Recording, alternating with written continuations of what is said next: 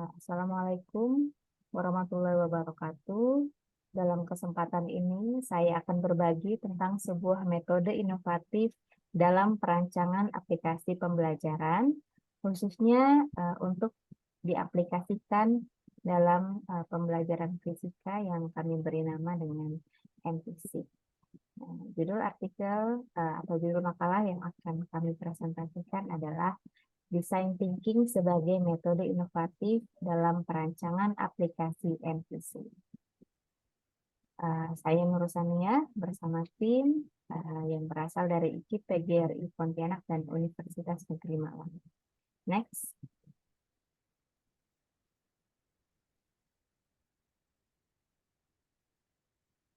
Dalam era teknologi yang berkembang pesat, dari revolusi industri 1.0 hingga 4.0, setiap aspek kehidupan, termasuk di dalamnya pendidikan, telah mengalami transformasi. Penelitian ini menanggapi perubahan dengan mengusulkan strategi pembelajaran inovatif melalui aplikasi MFisik, yang sengaja dirancang untuk memperkaya proses pembelajaran fisika, yaitu sebuah disiplin ilmu yang sering dianggap menantang. Penelitian ini bertujuan untuk mengatasi tantangan pembelajaran fisika dengan pendekatan yang lebih dinamis dan interaktif, yaitu dengan memanfaatkan teknologi untuk mendukung pembelajaran generatif, di mana siswa dapat mengintegrasikan pengetahuan baru dengan pengetahuan yang dimilikinya. Aplikasi MFisik diharapkan tidak hanya menyajikan materi secara ringkas dan detail, tapi juga memfasilitasi pemahaman yang lebih dalam, mempersiapkan siswa untuk memahami dan menerapkan konsep fisika secara efektif dalam kehidupan nyata. Selanjutnya, penelitian ini menggunakan pendekatan design thinking yang merupakan sebuah metodologi yang berpusat pada pengguna untuk menghasilkan solusi inovatif dan efektif. Pendekatan ini dibagi menjadi 4 tahapan, yaitu empati, di mana peneliti berusaha memahami pengguna, dalam hal ini adalah mahasiswa, melalui survei dan wawancara untuk menangkap kebutuhan mereka secara mendalam. Definisi, peneliti menganalisis informasi yang dikumpulkan untuk mendefinisikan masalah secara jelas dan spesifik. Ideasi merupakan tahap yang melibatkan brainstorming untuk menghasilkan ide-ide kreatif yang akan menjawab kebutuhan pengguna yang telah didefinisikan.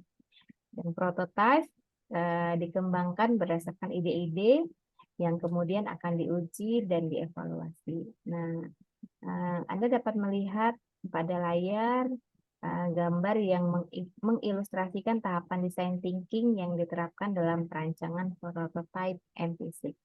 Selanjutnya,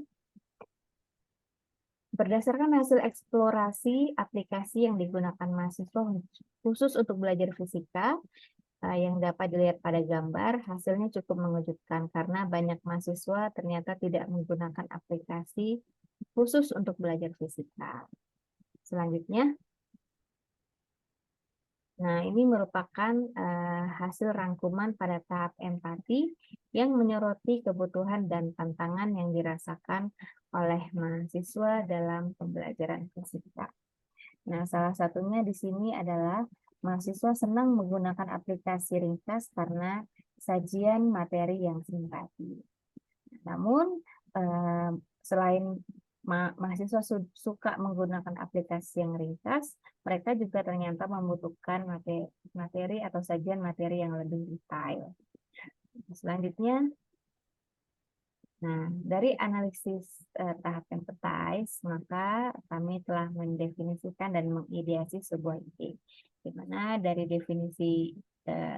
definisinya kami menyimpulkan bahwa mahasiswa menyukai tampilan materi yang ringkas dan mahasiswa membutuhkan sajian materi yang rinci atau detail, sehingga pada tahap ideat atau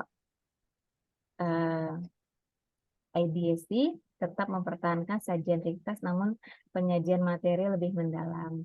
Materi fisika disajikan dalam teori-teori tertentu, kemudian dilengkapi dengan penjelasan konsep dan variabel serta persamaan matematis yang lebih detail. Selanjutnya, nah ini adalah rancangan prototipe MFisik di mana prototipe ini dirancang dengan fitur-fitur utama yang menanggapi kebutuhan mahasiswa yang telah kami identifikasi. Ini termasuk penyajian materi yang ringkas namun mendalam, yang memungkinkan mahasiswa untuk memahami konsep fisika dengan lebih baik.